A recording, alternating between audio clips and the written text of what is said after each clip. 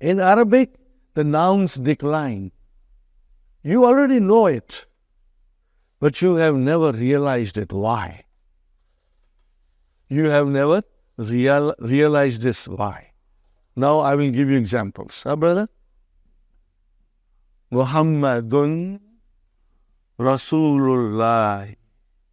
Muhammad is the messenger of Allah. Ashhadu anna Muhammadan. Brother, why Muhammadan? Before you wrote Muhammadun, now you are writing Muhammadan. Okay, what will be the English? I bear witness that Muhammad, his slave and his messenger. Now, every day we say, many times, Allahumma. What is the meaning of Allahumma? Ya Allah. What is the meaning of Allahumma? Ya Allah. Huh? We say every day, Allahumma salli ala Muhammadin. Oh Allah, send your blessings on Muhammad. Are you with me, brothers and sisters? Do you see any change in English where we wrote down Muhammad? We did not change anything in English. But what about in Arabic, brother? What's going on here? Sometimes you are saying don, sometimes you are saying dan, sometimes you are saying din. What's going on? That Arabic nouns decline. They have 3 different endings. They can end with a tanween dhamma or with one dhamma if there is al there.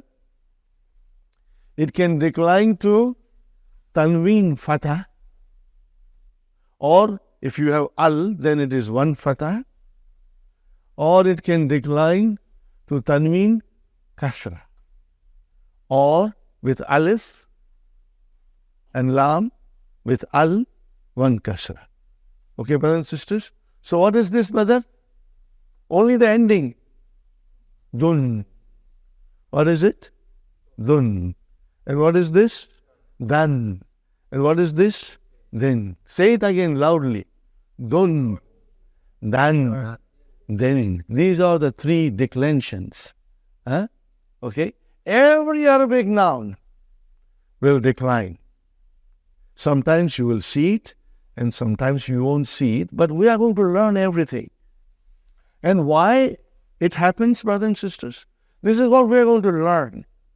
And this is what you will be watching in the Quran. You will be looking. When you are reading, you will notice this. You will observe this, brother. And then it will tell us this last vowel sign in the noun will tell you the function of that noun in a sentence. What is that noun doing in a sentence? Is it coming as a subject?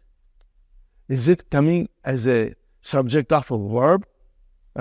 Is it coming as an object? Is it coming after a preposition? It will tell you. In its natural course, in its natural form, all the nouns are always end with a dhamma. All the time. They change when something happens in the sentence. When they perform a different function in the sentence, then they change, brother. Let's learn the terminology now. If the noun ends with a dhamma, be it a tanween or one, it should end with a dhamma. Be it a tanween or a single dhamma. It is called marfu. What is it called, brother? This you will have to memorize. Marfu. You will say the noun is marfu. Okay? What do you call it in English? You will call that it is in nominative case. Okay? Now, if the noun ends with a fatha, be it a tanween or be it a one single fatha at the end of a noun, then we say it is mansoob. What is it, brother? It is mansoob. What do we call it in English? Either you call it objective case or accusative case. It's mentioned there. Huh? Objective case or accusative case. Are you with me, brothers and sisters? Huh? But we will memorize these terms that I'm writing. Now, if the noun ends with a kasra, be it a tanween or one, we will say the noun is majroor. Majroor. Majroorun.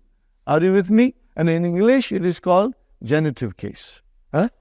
You know, you must memorize marfu, mansub, and majroor.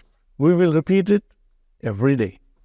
And brothers and sisters, this thing will stay with you all the time when you're reading Quran. It is in the back of your mind that the nouns can be marfu, according to the function it performs. It can be mansub or it can be majroor. I made a little song, out of this. When I say dun, it's marfu. When I say dan, it's mansub. When I say din, it's majroor. When I say dun, it's marfu. When I say dan, it's mansub. When I say din, it's majroor. Therefore, dun dun dan dan din din, dun dun dan dan din din, dun dun dan dan din din, dun dun dan dan din din, dun dun dan dan din din, dun dun dan dan din din, dun dun dan dan din din, dun dun dan dan din din.